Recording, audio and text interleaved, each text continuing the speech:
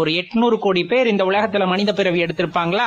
அந்த மனித பிறவி எடுத்த 800 கோடி பேத்துல எத்தனை பேத்துக்கு இறைவனின் மீது நாட்டம் இருந்தது? அப்படியே இறைவனின் மீது நாட்டம் இருந்தால் எத்தனை பேருக்கு சிவத்தின் மீது நாட்டம் இருந்தது? அந்த சிவத்தின் மீது நாட்டம் வருவது என்பது அவ்வளவு சாதாரண விஷயம் அல்ல. நீங்கள் உங்களை உணர்ந்து கொள்ள வேண்டும் என்று முற்பிறவிகளில் செய்த முயற்சியின் காரணமாகவே இந்த ஜென்மத்தில் நீங்கள் சிவத்தை பற்றி கொண்டிருக்கிறீர்கள். அப்ப சிவத்தை உணர வேண்டும் என்ற எண்ணம் உங்களை எப்படி மாற்றுகிறது என்ற உலகத்தில் இருப்பவை யாவும் நிலையற்றவை என்பதை உங்களுக்கு உணர வைக்கிறது. அதன் மூலமாக உண்மை பொருளை தேட வைக்கின்றது.